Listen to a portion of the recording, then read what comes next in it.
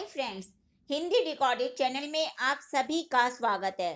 दोस्तों, आचार्य हजारी प्रसाद द्विवेदी ये सरल, स्वाभाविक और सहज रूप में बोधगम्य भाषा का प्रयोग करने में कुशल थे।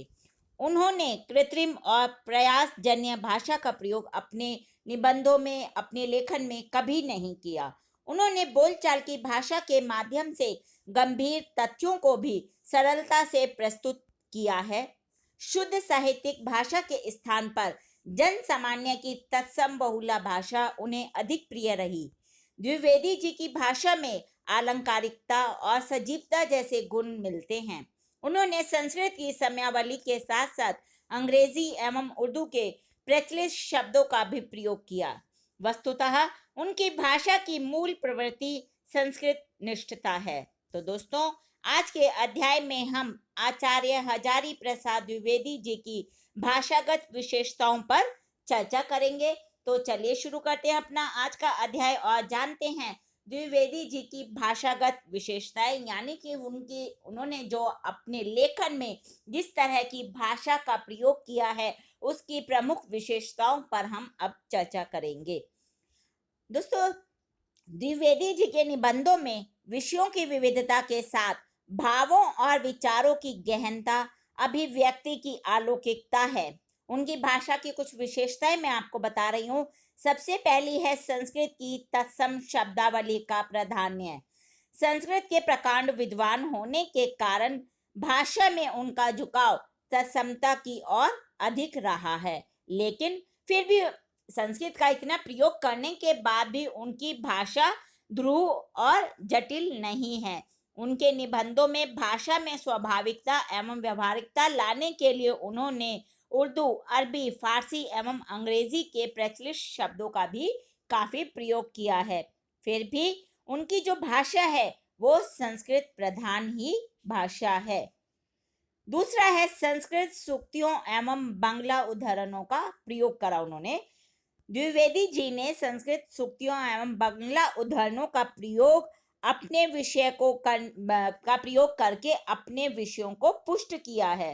दोस्तों, प्रायः द्विवेदी जी ने संस्कृत सूक्तियों और बांग्ला कविता के उदाहरणों का हिंदी भावार्थ एवं अनुवाद भी प्रस्तुत किया है। उनका एक निबंध है, काफी प्रसिद्ध निबंध, अशोक के फूल संग्रह में यह उदाहरण भाषा को अभिव्यंजना शक्ति प्रदान करते हैं। द्विवेदी जी को शास्त्रों का गूढ़ अध्ययन था, अतः वे पौराणिक प्रसंगों, उदाहरणों और दृष्टांतों का भी अपने निबंधों में प्रयोग करते चलते हैं। तीसरी है उनकी भाषा की विशेषता दीर्घ वाक्यावली। दोस्तों, द्विवेदी जी की भाषा में विचारों की विविधता देखने को मिलती है। उनकी प्रवृत्ति बात को विस्तार पूर्वक कहने की है, लेकिन फिर भी कभी भी उनकी बातों में या उनकी जो निबंध है उनमें नीरसता और पुनरुक्ति देखने को नहीं मिलती।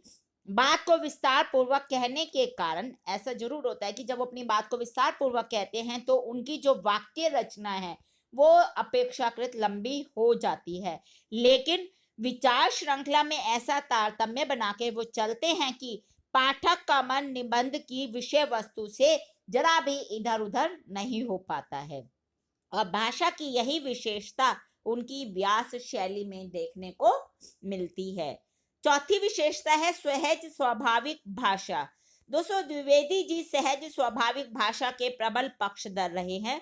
उन्होंने अपने विचारों को सहज स्वाभाविक रूप से प्रतिपादित किया है। उन्होंने कहीं भी ऐसी भाषा का प्रयोग नहीं किया है जो कृत्रिम लगे या फिर ऐसा लगे कि वो प्रयासजन्य हो। उनकी भाषा में बोलचाल की शब्दावली दिखाई देती है। वे बोलचाल की शब्दावली में गंभीर तथ्यों को भी सरलता से प्रस्तुत करने में पूर्ण समर्थ रहे हैं। उन्हें पांडित्यपूर्ण भाषा के स्थान पर बोलचाल की भाषा अधिक पसंद है। एक उदाहरण मैं आपको बता रही हूं, मगर उदास होना भी बेकार है। अशोक आज भी उसी मौज में है जिसमें आज से 2000 वर्ष पहले था।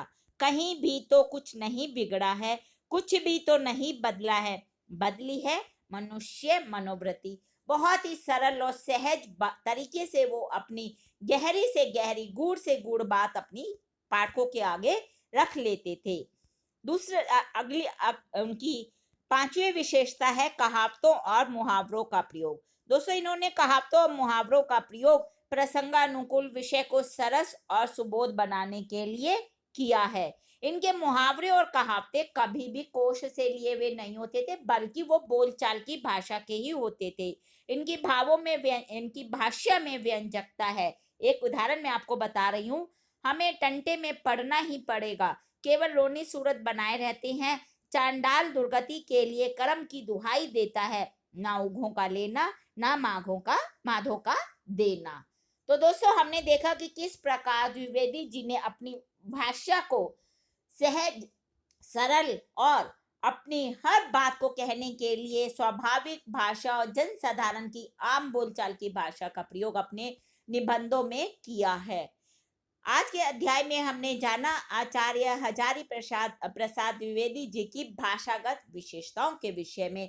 अगले अध्याय में हम इनकी शैलीगत विशेषताओं के विषय में चर्चा करेंगे। साथ ही साथ हिंदी भाषा के और भी प्रमुख विषयों पर हम आगे के अध्याय में समय समय पर चर्चा करते रहेंगे। दोस्तों, उसको सुनने के लिए आपको मेरे इस चैनल को लाइक और सब्सक्राइब करना होगा। धन्यवाद दोस्तों, आपका दिन शुभ हो।